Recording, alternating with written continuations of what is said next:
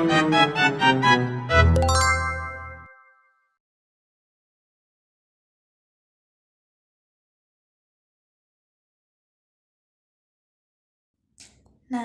momentum dan impuls. Mari kita membahas satu persatu. Momentum. Momentum adalah besaran fisika yang menyatakan hasil kali antara massa benda dan kecepatannya. Momentum menunjukkan seberapa sulit suatu benda untuk dihentikan. Nah, rumus momentum yaitu P sama dengan M kali V. Nah, keterangannya yaitu di mana P sama dengan momentum, ada satuannya yaitu kg kali ms m per s. Nah, m yaitu massa, di mana satuannya yaitu kilogram. Nah, v yaitu kecepatan, di mana satuannya m per s. Nah, sifat momentum ada dua, yaitu yang pertama termasuk besaran vektor atau memiliki besar dan arah.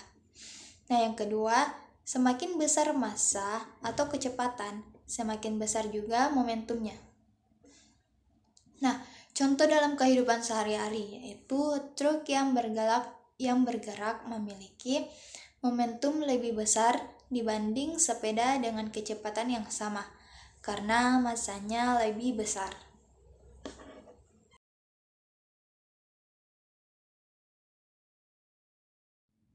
Impuls. Impuls adalah gaya yang bekerja pada suatu benda dalam salah waktu tertentu. Impuls menyebabkan perubahan momentum pada benda. Nah, rumus impuls yaitu I sama dengan F dikali delta T, di mana I yaitu impuls bersatuan N kali S. Nah, F adalah gaya, satuannya N.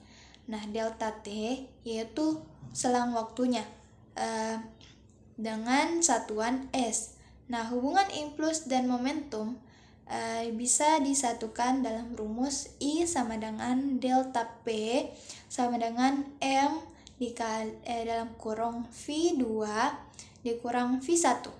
Nah, artinya impuls sama dengan perubahan momentum.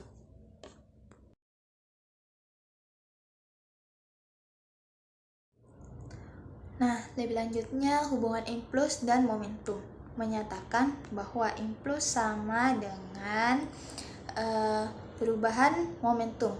Nah, rumusnya yaitu I sama dengan delta P sama dengan M dalam kurung V2 dikurang V1. Nah, secara singkatnya terdapat 3 hubungan impuls dan momentum, yaitu yang pertama, di mana gaya besar dan waktu singkat menghasilkan impuls yang besar.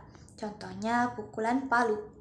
Nah, yang kedua yaitu gaya kecil dan waktu lama menghasilkan impuls tetap besar. Nah, contohnya yaitu mendorong benda lama. Nah, yang ketiga yaitu waktu diperbesar ditambah gaya diperkecil menghasilkan perubahan momentum yang sama. Nah, contohnya yaitu airbag dan menangkap bola dengan menarik tangan. Nah, kesimpulannya yaitu impuls dipengaruhi oleh besar gaya dan lama waktu gaya bekerja.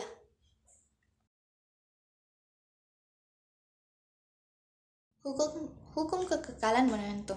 Nah, pada sistem tertutup tidak ada gaya luar.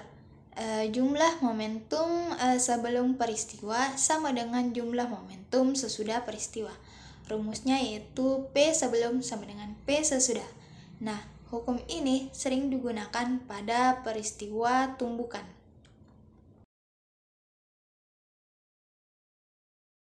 Nah, dalam fisika, tumbukan adalah peristiwa bertemunya dua benda dalam waktu yang sangat singkat. Berdasarkan sifatnya, tumbukan dibedakan menjadi 3. Nah, yang pertama tumbukan lentik sempurna. Nah, yang pada tumbukan ini, momentum dan energi kinetik keduanya kekal. Dan rumusnya yaitu kekalan momentumnya M1 kali V1 tambah M2 dikali V2 sama dengan M1 dikali V1 aksen tambah M2 dikali V2 aksen. Nah, rumus kekekalan kinetiknya yaitu 1/2 dikali M1 dikali V1 pangkat 2 tambah 1/2 M2 dikali V2 sama dengan 1/2 M1 dikali V1 aksen pangkat 2 ditambah 1/2 dikali M2 V2 aksen pangkat 2. Nah, ciri-cirinya yaitu yang pertama tidak ada energi yang hilang. Yang kedua, benda memantul sempurna. Contohnya tumbukan antar molekul gas. Yang kedua ada tumbukan lenting sebagian. Nah, pada tumbukan ini momentum kekal tetapi energi kinetik berkurang. Nah, rumusnya yaitu kekekalan momentum M1 dikali V1 tambah M2 dikali V2 sama dengan M1 dikali V1 aksen ditambah M2 dikali V2 aksen. Nah, pada rumus kekekalan kinetiknya yaitu EK sebelum dan EK sesudah. Nah, contohnya pada bola yang dipantulkan ke lantai. Nah, yang ketiga ada tumbukan tidak lenting sama sekali. Nah, pada tumbukan ini kedua benda menyatu setelah tumbukan. Nah, rumusnya yaitu pada kekekalan momentum M1 dikali V1 ditambah M2 dikali V2 sama dengan dalam kurung M1 tambah M2 dikali V aksen. Nah, ciri-cirinya yaitu momentum kekal. Nah, yang kedua, kehilangan energi kinetik paling besar. Nah, contohnya peluru menancap pada balok kayu.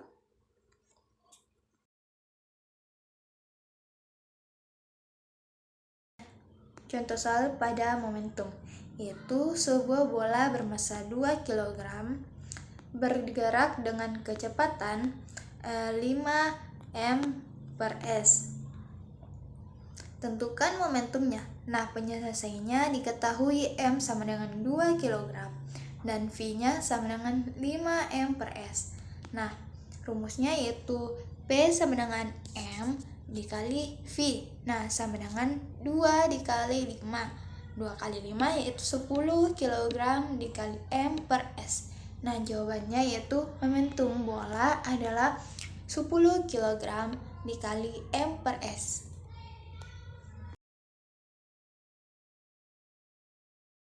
Rumus kedua membahas impuls. Nah, sebuah gaya sebesar 20 N bekerja pada benda selama 0,5 S, hitung besar impulsnya. Nah, penyelesaiannya diketahui F sama dengan 20 N, sedangkan delta T-nya sama dengan 0,5 S. Nah, rumusnya yaitu I sama dengan F dikali delta T. Nah, 20 dikali 0,5 menghasilkan 10 dikali 10 N dikali S. Nah, impuls yang terjadi adalah 10 Ns.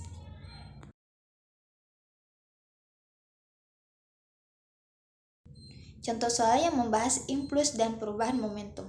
Nah, sebuah benda bermassa 1 kg mula-mula diam. Nah, setelah diberi gaya, kecepatannya menjadi 8 m/s. Nah, hitung impuls yang terjadi. Penyelesaiannya diketahui M sama dengan 1 kg. Nah, F1-nya sama dengan 0 m/s. F2-nya yaitu 8 m/s. Nah, rumusnya yaitu I sama dengan M dalam kurung V2 dikurang V1.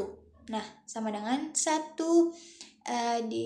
dikali 8 kurang 0 sama dengan 8 ns. Nah, jawabannya impuls yang terjadi adalah 8 ns.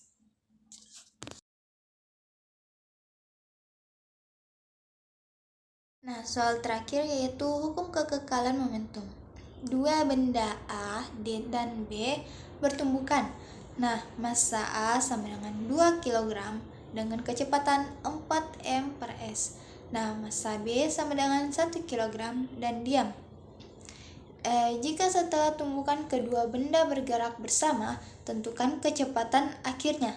Nah, penjelasannya kita membutuhkan dua momentum, yaitu momentum sebelum tumbukan dan momentum sesudah tumbukan. Nah, momentum sebelum tumbukan yaitu P sebelum sama dengan MA dikali VA ditambah MB dikali VB sama dengan 2 kali 4 ditambah 1 kali 0 sama dengan 8 kg M per S.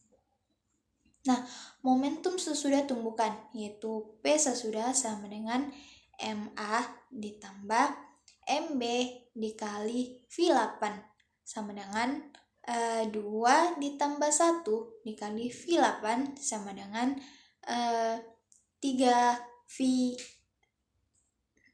sama dengan 2,67 M per S. Jadi kecepatan akhir sistem adalah 2,67 M per S.